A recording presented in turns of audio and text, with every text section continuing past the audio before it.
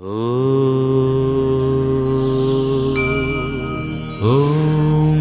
నమః శివాయ. ఓం శ్రీ గురుభ్యో నమః. ఓం శ్రీమాత్రే నమః.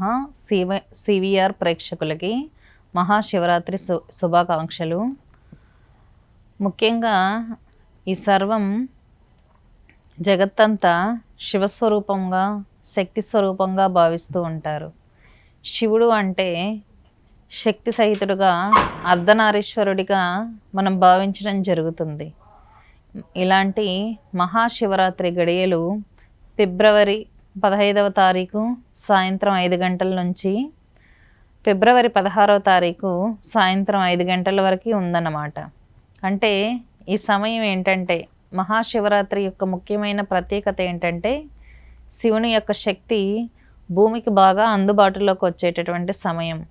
ఈ సమయంలో ప్రజలందరూ జాగరణ చేయడం ద్వారా శివుని యొక్క అనుగ్రహం పొందొచ్చని భావిస్తూ ఉంటారు. మామూలుగా 12 జ్యోతిర్లింగాలు ఏవైతే భారతదేశం అంతటా శివశక్తిమయంగా ఉన్నాయో అటువంటి 12 జ్యోతిర్లింగాలలో మహాశివరాత్రి రోజు రాత్రి వైభవంగా భజనలు, ఆరాధనలు, అభిషేకాలు, తాంత్రికులు కాపాలికులు కానీ శైవులు కానీ చేసేటటువంటి ఉపాసనలు, దీక్షలు మనం గమనిస్తూ ఉంటాం. ఈ సమయంలో శివుని యొక్క శక్తి భూమికి చాలా అందుబాటులో ఉంటుంది కాబట్టి ఈ శక్తిని స్వీకరించడం ద్వారా మన నిత్య జీవితంలో వచ్చేటటువంటి కష్టాలను అధిగమించడానికి, ఐశ్వర్యాన్ని పొందడానికి మార్గంగా చాలామంది సాధకులు మలుచుకుంటూ ఉంటారు. శివుడు అంటే పరాశక్తి స్వరూపం, పురుష శక్తి, పురుష సూత్రంగా భావిస్తూ ఉంటారు. శక్తికి దిశానిర్దేశం ఉండదు. అటువంటి శక్తికి దిశానిర్దేశాన్ని కలిగజేసేటటువంటి పురుష సూత్రాన్ని శివుడిగా మనం భావిస్తూ ఉంటాం. ముఖ్యంగా ఈ శివరాత్రి రోజు రాత్రి ఎవరైతే జాగరణ చేస్తూ ఉంటారో వారి కోరికలన్నీ నెరవేరుతాయి, వాళ్ళ కష్టాలు తీరుతాయి. శివుని అనుగ్రహం ద్వారా వారి జీవితాల్లో ముందుకు వెళ్ళొచ్చు అనేటటువంటి భావనలో ఉంటూ ఉంటారు. ఈ సమయంలో వారు చేసేటటువంటి మంత్రజప ఏంటంటే నమశివాయ అనే పంచాక్షరి జపాన్ని వాళ్ళు ఉచ్చరించడం ద్వారా పంచభూతాల యొక్క అనుగ్రహాన్ని పొందొచ్చు అనేటి భావన ప్రజలందరిలోనూ ఉంది. ఇది నిజం కూడా. ఎందుకంటే నమశివాయ అనే అక్షరంలో 5 అక్షరాల్లో పంచభూతాల యొక్క శక్తి దాగుంటుంది. ఆ శక్తి ద్వారా మన మూలాధారంలో ఉన్నటువంటి శక్తి ఈ మహాశివరాత్రి రోజున నమశివాయ అనేటువంటి పంచాక్షరి ద్వారా సహస్రార చక్రానికి చేరి అమ్మవారి శక్తితో అనుసంధానం అవుతుందని భావన కూడా ఉందన్నమాట. ఈ నమశివాయ పంచాక్షరి జపాన్ని ఎవరైతే జపిస్తారో వారు 7 కోట్ల మహామంత్రాలు జపించినటువంటి ఫలితాన్ని పొందొచ్చు. ఎందుకంటే ఈ నమశివాయ అనే పంచాక్షరి జపంలోనే 7 కోట్ల మహామంత్రాల యొక్క శక్తి దాగి ఉంటుంది. మామూలుగా శివుణ్ణి ద్వైత సాంప్రదాయంలో ఈశ్వరుడుగా, అలాగే ద్వైతాద్వైత సాంప్రదాయంలో రుద్రుడిగా, అద్వైత సాంప్రదాయంలో మహాకాలుడిగా పూజలు అందుకోవడం మనం చూస్తూనే ఉంటాం. ద్వైత సాంప్రదాయానికి సంబంధించినటువంటి శివ ఆరాధన సాత్వికమైనది. సత్వగుణ పద్ధతుల్లో అభిషేకాలు నిర్వహించడం కావచ్చు, ధ్యానం చేసుకోవడం, అదేవిధంగా అన్నదానాలు చేయడం, ముఖ్యంగా భూతయజ్ఞం అంటే ప్రకృతిలో ఉండేటటువంటి జీవాలకి ఆహారాన్ని సంతర్పణ చేయడం ద్వారా పరమేశ్వరుడు ఎక్కువగా సంతోషాన్ని పొందుతాడు అనేటటువంటి భావన ఉంటుంది. అదేవిధంగా రజోగుణమైన పూరితమైన ఆరాధన. శివుణ్ణి రజోగుణంలో రుద్రుడిగా ఆరాధిస్తూ ఉంటారు. రుద్రుడిని నమక చమకాలతో లఘున్యాస మహన్యాస పూర్వకంగా అభిషేకాలు నిర్వహించి, అర్చనలు నిర్వహించి రుద్రుని ఆశీర్వాదం తీసుకోవడం ద్వారా రాజ్యాధికారం. ఇక్కడ శివుడు రజోగుణంలో ఉంటాడు కాబట్టి రుద్రుడిని ఎవరైతే ఆరాధిస్తారో అతనికి సింహాసనం అనేది దక్కుతుందన్నమాట. ఒక రాజులాగా అతను వెలిగిపోతూ ఉంటాడు. మంచి మంచి పదవులు వస్తాయి. అఖండమైనటువంటి ఐశ్వర్యాన్ని అతను పొందుతాడు. కాబట్టి శివుణ్ణి రుద్ర రూపంలో ఆరాధించే పద్ధతి రజోగుణ పూరితమైంది. అలాగే శివుణ్ణి తమోగుణ రూపంలో మహాకాలుడిగా ఆరాధించడం అనేది జరుగుతుంది. మహాకాల్ ఉపాసన అద్వైత సాంప్రదాయానికి చెందింది. అందులోనూ మహాకాలుణ్ణి శివుని యొక్క ఉగ్రస్వరూపంగా భావిస్తూ ఉంటారు కాబట్టి అఘోరీలు, కాపాలికులు, తర్వాత కౌళ ఆచారాన్ని పాటించేవాళ్ళు, శైవులు, కాశ్మీరీ శైవ సాంప్రదాయానికి సంబంధించినటువంటి కాశ్మీరీ పండిట్స్ ఎక్కువగా ఈ మహాకాల్ ఆరాధనని చేస్తూ ఉంటారన్నమాట. మహాకాల్ ఆరాధన అంటే నేనే దేవుణ్ణి అనేటటువంటి భావనతో జీవుడు దేవుడు వేరేగా లేడు, నాలోనే దేవుడు ఉన్నాడు అనేటటువంటి అద్వైత సిద్ధాంతం ఆదిశంకరాచార్యులు ప్రతిపాదించినటువంటి అద్వైత సిద్ధాంతంతోనే మహాకాళ ఆరాధన అనేది నిర్వహిస్తూ ఉంటారు. కాబట్టి మహాకాళ ఆరాధన అనేది మనిషికి ఉన్నటువంటి కర్మను పూర్తిగా కాల్చేసి మనల్ని మోక్షం వైపు తీసుకెళ్ళేటటువంటి ఆరాధన. అలాగే ఎవరైతే మహాకాలుని సిద్ధి చేసుకుని ఉంటారో వారికి స్వయంగా మహాకాలుడికి తేడా ఉండదు. అటువంటి వారు చనిపోయినటువంటి ఆత్మలకి మోక్షాన్ని ఇచ్చేటటువంటి శక్తిని, ఎదుటి వాళ్ళ పాపకర్మల్ని తీసుకునేటటువంటి శక్తిని కూడా కలిగి ఉంటారు. కాబట్టి ఎక్కువగా మనం అఘోరీల్ని ఎక్కువగా నార్త్ ఇండియా ప్రజలు ఆరాధించడం, తీరని కోరికలు అఘోరీల అనుగ్రహం ద్వారా తీర్చుకోవడం అనేది మనం గమనిస్తూ ఉంటాం.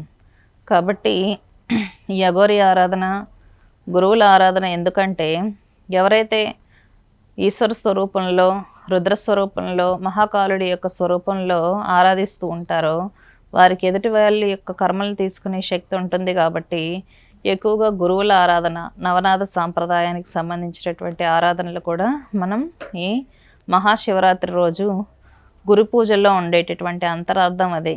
మనకు కనిపించినటువంటి దేవుడు గురువు రూపంలో, ఉపాసకుడి రూపంలో మనకు కనిపిస్తున్నాడు. కాబట్టి గురువు ద్వారా కాలుణ్ణి అర్చించడాన్ని గురు పూజలో అంతరార్థం అన్నమాట.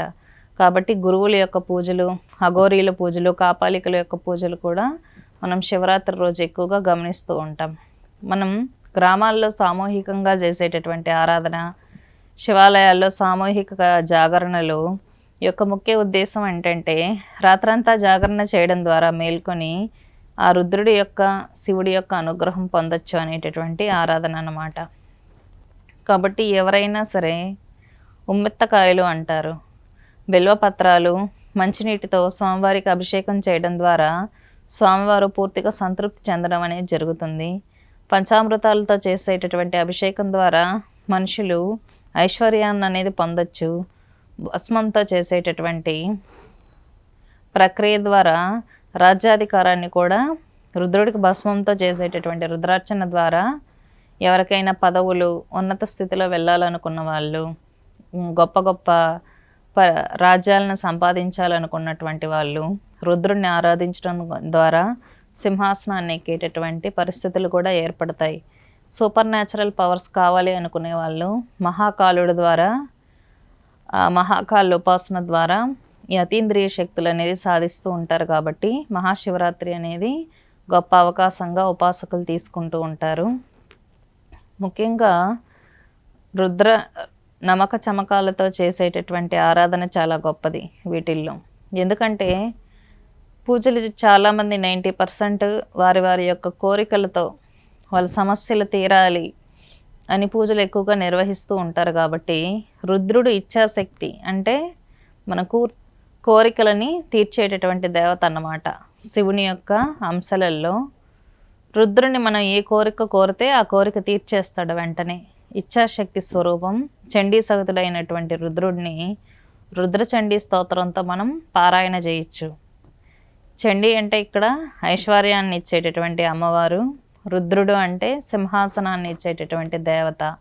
మంచి మంచి పోస్టింగ్స్, ప్రమోషన్స్, మన కోరికలు తీరడం, ఫైనాన్షియల్ ఇష్యూస్ సాల్వ్ అవ్వడం ఉంటుంది. కాబట్టి రుద్రాభిషేకం అంగన్యాస కరన్యాసాలతో, లఘున్యాస మహన్యాస పూర్వకంగా నమక చమకాలతో చేయించుకోవడం ఎవరైనా బ్రాహ్మణుల ద్వారా చాలా మంచిది.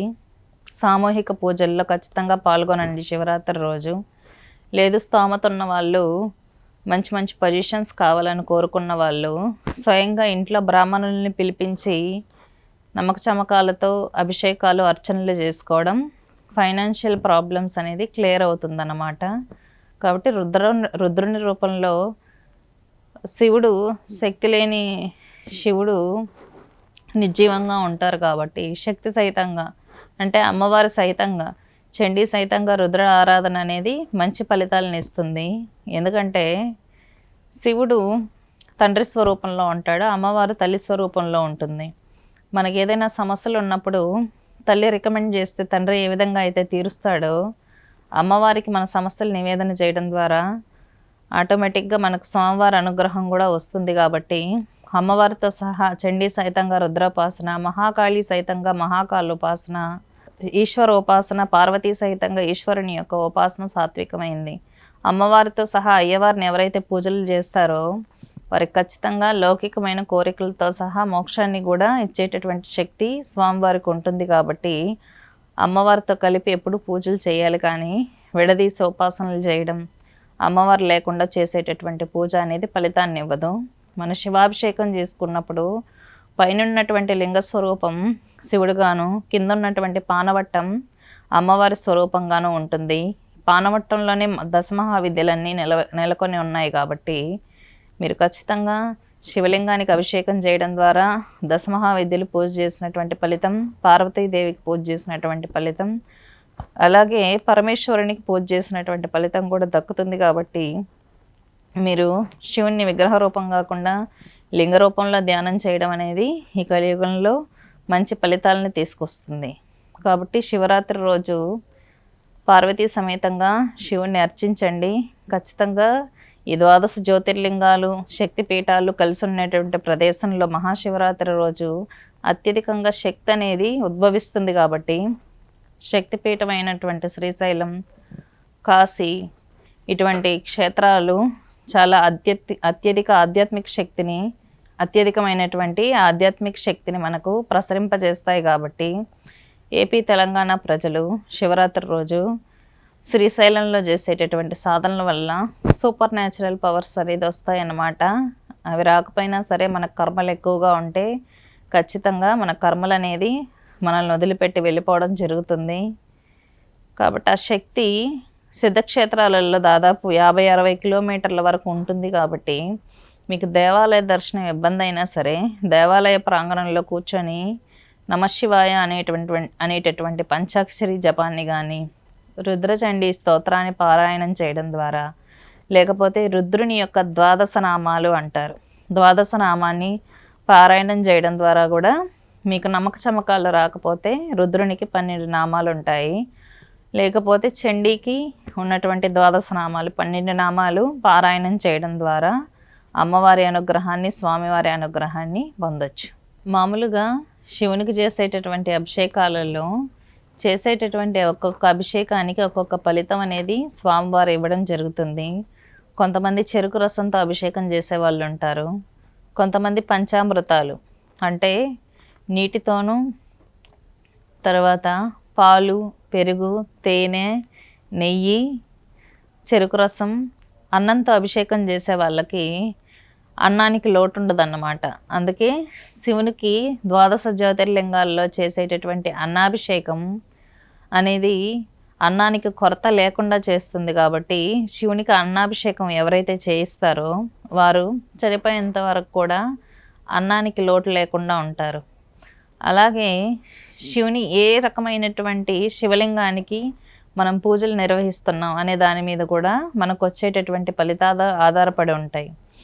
కొన్ని రాతి శివలింగాలు ఉంటాయి, కొన్ని మరకత శివలింగాలు ఉంటాయి. మరకత శివలింగానికి అభిషేకాలు నిర్వహించడం ద్వారా చాలా తీవ్రమైనటువంటి వశీకరణ శక్తి అనేది ఏర్పడుతుంది. అలాగే స్ఫటిక శివలింగానికి అభిషేకాలు, అర్చనలు చేయడం ద్వారా మోక్షం, ఐశ్వర్యం అనేది మనకు సిద్ధిస్తుంది. అలాగే పెట్టుకున్నటువంటి లోహం, చేసేటటువంటి ద్రవ్యం ద్వారా కూడా మనకు శివుని యొక్క అనుగ్రహాన్ని మనం పొందొచ్చు. ముఖ్యంగా శివుడు ఎప్పుడు మౌనంగా ధ్యాన స్థితిలో ఉంటాడు. కాబట్టి మనకు శివుడు ఇచ్చేటటువంటి సందేశం ఏంటంటే, ఎప్పుడైతే మనం చేసేటటువంటి ఉపాసన ధ్యాన స్థితిలోకి వెళ్తుందో అప్పుడు మనకు శివ దర్శనం అనేది పొందొచ్చు అన్నమాట. అలాగే శివుడు తల మీద చంద్రుణ్ణి ధరించి ఉంటాడు. చంద్రుడిని ధరించి ఉండడంలో ముఖ్య ఉద్దేశం ఏంటంటే ఆయన చంద్రశేఖరుడు అని అర్థం.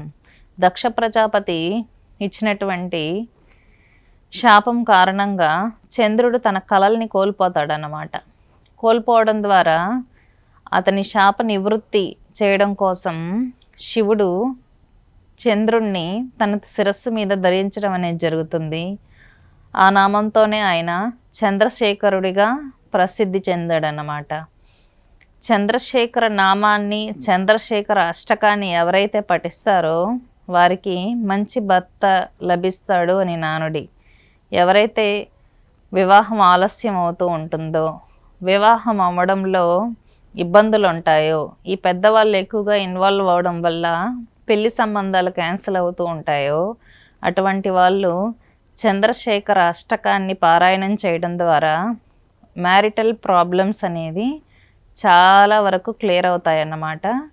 కాబట్టి వివాహ సమస్యలు ఉన్నవాళ్ళు ఎక్కువగా చంద్రశేఖర అష్టకాన్ని పారాయణం చేసుకోవచ్చు. తర్వాత స్వామివారు తీసుకున్నటువంటి అవతారాలు అనేక ఉన్నాయి.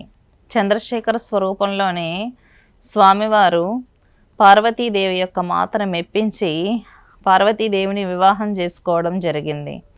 కాబట్టి చంద్రశేఖర స్వరూపం అనేది రాజసికమైనటువంటి స్వరూపం, సమస్యలు తీర్చేటటువంటి సగుణ స్వరూపం. కాబట్టి ఈ స్వరూపాన్ని ఎవరైతే ఆరాధిస్తారో వారు ఖచ్చితంగా రాజభోగాలు అనేది అనుభవించడం జరుగుతుంది.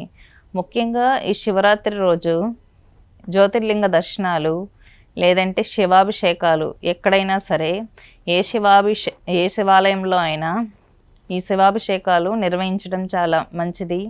అలాగే అన్నదానం, ముఖ్యంగా గోవులకి గ్రాసాన్ని ఇవ్వడం ద్వారా స్వామివారి అనుగ్రహాన్ని పొందొచ్చు. ఎందుకంటే పరమేశ్వరుని యొక్క వాహనం నంది స్వరూపం కాబట్టి గోవులను సంరక్షించడం, భూతయజ్ఞం అంటే ఇక్కడ ఉన్నటువంటి జీవులకి, జంతువులకి, అలాగే పక్షులకి ఆహారాన్ని సమర్పించడం ద్వారా కూడా పరమేశ్వరుని యొక్క అనుగ్రహాన్ని మనం పొందొచ్చు. అలాగే నమశివాయ అనేటటువంటి జపం చేయడం, శివాలయ సందర్శనం కూడా మనల్ని ఉన్నత స్థితికి తీసుకెళ్తుంది. కాబట్టి మీరు ఖచ్చితంగా నమశివాయ అనే జపాన్ని దేవాలయ సందర్శనం చేయలేని వాళ్ళు కూడా మానసికంగా జపం చేయడం ద్వారా ఆ శివుని శక్తి అనేది ప్రతి ఒక్కరూ పొందొచ్చు అన్నమాట. అలాగే అష్టాదశ శక్తి పీఠాల్లో కూడా మహాకాలుడు భైరవ స్వరూపాలలో అమ్మవారికి అక్కడ సంరక్షకుడిగా ఉంటాడనమాట. అష్టాదశ శక్తి పీఠాల సందర్శనం ద్వారా కూడా మనం మహాకాలుడి యొక్క అనుగ్రహాన్ని పొందొచ్చు. ఎందుకంటే కాశీ క్షేత్రపాలకుడు కాలభైరవుడు. అలాగే ఒక్కొక్క శక్తిపీఠంలో కూడా శివుడు భైరవ స్వరూపంలో అమ్మవారి శక్తిపీఠాలని సంరక్షిస్తూ ఉంటాడు. కాబట్టి మీరు భీమేశ్వరం కావచ్చు, పిఠాపురం కావచ్చు, శ్రీశైలం కావచ్చు, శక్తిపీఠాలు ఉన్న ప్రదేశంలో కూడా శివానుగ్రహం మనం పొందొచ్చు. కాబట్టి అష్టాదశ శక్తిపీఠాలు కూడా సందర్శించడం కూడా శివరాత్రి రోజు మనకి మంచి ఫలితాన్ని అనేది పొందొచ్చు అన్నమాట. అలాగే దక్షిణ కాశీ అని శ్రీశైలానికి పేరుంది. ఎందుకంటే కాశీలో ఏ విధంగా అయితే గంగ ఉందో అదేవిధంగా స్వామివారికి అక్కడ అమ్మవారు శక్తిపీఠమైన విశాలాక్షి రూపంలో ఎలా అయితే ఉందో అలాగే భ్రమరాంబికాదేవి ఇక్కడ స్వామివారికి పత్ని కొలువుంది. కాబట్టి శక్తిపీఠం జ్యోతిర్లింగం కలిసి ఉన్నటువంటి ప్రదేశం శ్రీశైలం కాబట్టి దక్షిణ కాశీగా పేరు పొందింది. అలాగే మహావిష్ణువు యొక్క ధర్మపత్ని అయినటువంటి లక్ష్మీదేవి నారాయణ హృదయంలో స్థానం సంపాదించుకోవడం కోసం తపస్సు చేసినటువంటి ప్రదేశం శ్రీశైలం కాబట్టి లక్ష్మీదేవి అనుగ్రహం కూడా శ్రీశైలంలో శివరాత్రి రోజు జపాలు చేయడం ద్వారా పొందొచ్చు. ఎందుకంటే ఒకానొక సమయంలో నీ హృదయంలో ఎవరున్నారు అని చెప్పి మహాలక్ష్మి నారాయణుడిని అడగ్గా నారాయణుడు నా హృదయంలో పరమేశ్వరుడు ఉన్నాడు అని సమాధానం ఇస్తారనమాట. కాబట్టి నీ హృదయస్థానం నాకు కావాలని మహావిష్ణువుని అమ్మవారు కోరుకుంటుంది. కోరుకున్నటువంటి సందర్భంలో నువ్వు శ్రీశైలం వెళ్ళి తపస్సు చెయ్యి, నా హృదయంలో స్థానాన్ని సంపాదించుకుంటావు అని మహావిష్ణువు తెలియజేస్తారనమాట లక్ష్మీదేవికి. కాబట్టి అమ్మవారు భూమి మీదకి దిగొచ్చి విష్ణువు యొక్క హృదయంలో స్థానం సంపాదించడం కోసం శ్రీశైలం యొక్క ప్రాంతంలో తపస్సు చేసి బిల్వపత్రంగా మారినటువంటి ప్రదేశం అన్నమాట. కాబట్టి లక్ష్మీదేవి బిల్వపత్ర స్వరూపంగా స్వామివారికి అభిషేకాలు చేసేటటువంటి సమయంలో శివలింగం పైన బిల్వపత్రం ఉంచి జపం చేసి అభిషేకాలు చేస్తే కానీ శివ పూజ అనేది పూర్తవదని శివుడు లక్ష్మీదేవికి వరం ఇచ్చి ఉన్నారు. బిల్వపత్రం మహాలక్ష్మి స్వరూపంగా కొలువైనటువంటి ప్రదేశం, బిల్వపత్రం ఉద్భవించినటువంటి పవిత్రమైన ప్రదేశం శ్రీశైలం. కాబట్టి అందరూ శ్రీశైలాన్ని దర్శించడం అనేది చాలా మంచి అనుగ్రహాన్ని ప్రసాదిస్తుంది. స్వస్తి. ఓం నమః శివాయ.